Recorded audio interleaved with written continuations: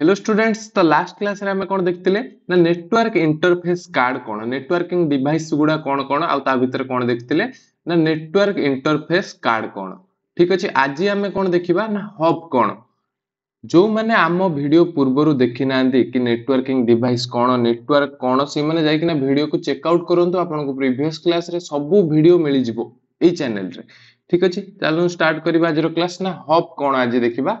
Hub कोन कहूची A hub is a network device that connects several computers or node to form a network. से कौन कहूची hub होची गोटे एमितिका डिवाइस जोटा कि यूज करा जाए बहुत सारा डिवाइस को गोटे जगह आनी कि ना कनेक्ट करबा को एठी सपोज मो पाखरे कोन अछि ना चारिटा डिवाइस अछि सपोज चारिटा कंप्यूटर अछि बा चारिटा नोड अछि से माने कोन हिचंती सपोज यूएसबी पोर्ट द्वारा आसी कि ना कनेक्ट हिचंती ए डिवाइस चारिटा डिवाइस तो एमाने कोन हे गले ना गोटे नेटवर्क सह कनेक्टेड हे गले नेटवर्क माने जदी कोन न जानिछ जाय कि ना प्रीवियस क्लास को चेक करो तो एमाने कोन हेले ना नेटवर्क संगरे गोटे नेटवर्क संगरे समस्त कनेक्ट हे गले डायरेक्टली तो कनेक्ट हे परिबेनी ना कोन तार नै कि ना जोडी दबो के रे यार रेड तार को यार ब्लू तार नै कि ना जोडी हबोनी एमति केबे कंप्यूटर माने कनेक्ट होंदिन शॉर्ट सर्किट हवार चांस बहुत अछि तो सेति पई कोन हुए ना एई परिका हब यूज करंती एई जो डिवाइस ता तमे देखुचो याको कोन कोंदी हब कोंदी एपटी भी देखिथिबो बहुत जगह रे देखिथिबो एई भुला डिवाइस कोन ना हब याको कोन कोंदी हब कोंदी एई डिवाइस गुडा बहुत जगह रे यूज हुए ठीक अछि तो नेक्स्ट कोन कहूची से it redirects all the received information to each computer or node that are connected to hub से कोन करे सबु डिवाइस थारु जेते भी सारा डिवाइस हे गला सबु डिवाइस थारु जदी सपोज एई डिवाइस ता कोन कला डाटा सेंड कला ये कोन करिवो एई कंप्यूटर ता ये रिसीव करिवो डाटा को रिसीव करिवो आ कोन या संगरे जेते की कंप्यूटर कनेक्टेड थिबे एई यूएसबी पोर्ट माध्यम रे से कोन करिवो एट ए टाइम समस्त को सेम डाटा कोन करिवो सेंड करिवो विदाउट मॉडिफाई कोनोसी बिना चेंज रे कोन करिवो सब डिवाइस को कोन करिवो डाटा सेंड करि दबो ठीक अछि it work as broadcast mode ए जो डिवाइस ता रहि गला ये कोन ब्रॉडकास्ट मोड रे एका थरे जहा डाटा पाइला सब डाटा को एका थरे समस्त को पठे देबो आ ये कोन डिसाइड करि पारेनी काहा को सेपरेटली पठेबार अछि डाटा सपोज ये कोन कहिला ना मु 1 नंबर रु 2 नंबर को केवल पठेबा पई चाहूची डाटा किंतु एमिति ए डिवाइस ये केबे डिसाइड करि परिबो नाही कि मु केवल 2 नंबर को पठेबी केवल 3 नंबर को पठेबी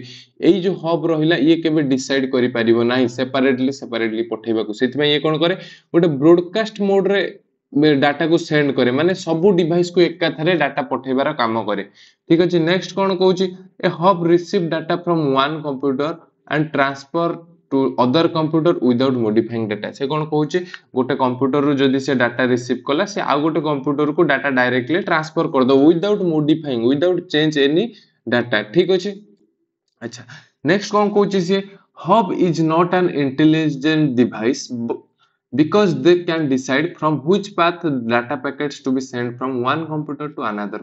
computer ठीक अछि तो आमे जानि चंती डाटा जेते बेले इंटरनेट रे पठा जाय से माने को भला जानती ना डाटा पैकेट हिसाब रे जानती सपोज तमे कोनोसी इमेज पठेलो कोनोसी फाइल पठेलो किछि भी जिंस पठेलो से माने को भला जानती ना फाइल पैकेट हिसाब रे जानती पैकेट हिसाब रे माने केमती सपोज एटा गोटे इमेज कोन एटा इमेज गोटे तो एटा से कोन करबो इंटरनेट रे ए इमेज टा को 10 भाग रे हो 15 भाग रे हो 20 भाग रे हो 2 भाग रे हो 4 भाग रे हो कोन करबो एंती पैकेट कर दबो आ पैकेट रे कोन करबो ना एठी रखि दबो तार एड्रेस फाइल माने ए जो इमेज तार एड्रेस केते सपोज एटा हो जे फर्स्ट इमेज थिला ए इमेज टा को भाग करी कि ना ए जो फर्स्ट लाइन टा कोन एटा ए एड्रेस रे कोन लिख दबो सपोज एड्रेस हो जे 1001 सेकंड टा रे कोन माने ए जो सेकंड टा रे कोन एठी लिख दबो 1002 आउ एई भितर कोन रहबो एई भितर रहबो डाटा रहबो आ ऊपरटा कोन हेडर बा डाटा फाइल ऊपरटा को डाटा सेक्शन बोली कहबा माने जो आईपी एड्रेस बा तार जो एड्रेस सेक्शन कहबा ऊपरटा को तळटा कोन कहबा डाटा सेक्शन ठीक अछि बुझी परथिबो डाटा पैकेट्स केमती जाय इंटरनेट रे तापरे से कोन कहूची एई जो डिवाइस टा कोन ना इंटेलिजेंट ए जो हब रहिला एटा कोन इंटेलिजेंट डिवाइस नुहो कोन पई से कहूची कि ए डिवाइस टा कबे डिसाइड करि पारेनी कि काहा को डाटा पठेबार अछि काहा को पठेबार नाही से डायरेक्टली कोन करे एकाथरे समस्त को पठे दे सेत पे hub is not an intelligent device okay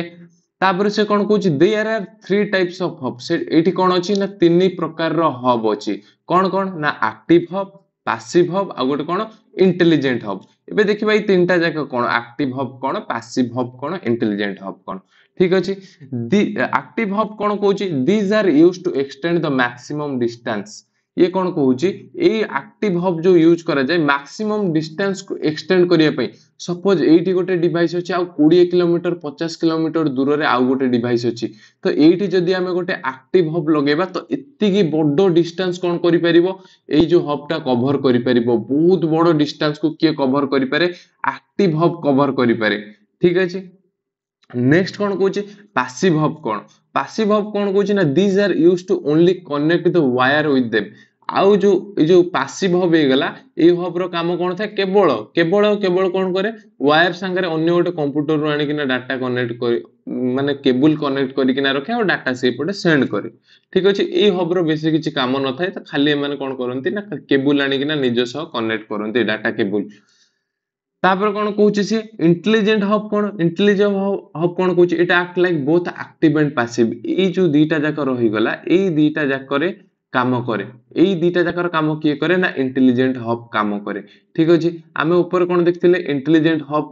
गोटे इंटेलिजेंट डिवाइस नुहो ऑब्वियसली इंटेलिजेंट डिवाइस नुहो कोन पई ना से डिसाइड करि पारेनी एठी कोन कहूची इंटेलिजेंट हब रो माने कोन ए दीटा जाको काम करूची बोली सेति पई कोन कहूची इंटेलिजेंट हब बोली के कहूची ठीक अछि आशा करूची जेति की पढा हला सब बुझी पारुतबो क्लियरली जति कोनोसी डाउट रहउची कमेंट सेक्शन रे हमको जणांतु आ हम चैनल को सब्सक्राइब करी किना रखंतु ताको इन फ्यूचर जदि भी कोनोसी वीडियो आसे तम मानको फास्ट मिल जिवो जदि तुमको वीडियोटी पसंद आसी जे तबे वीडियोटी को बिना लाइक करी के जानतु नाही ठीक अछि धन्यवाद।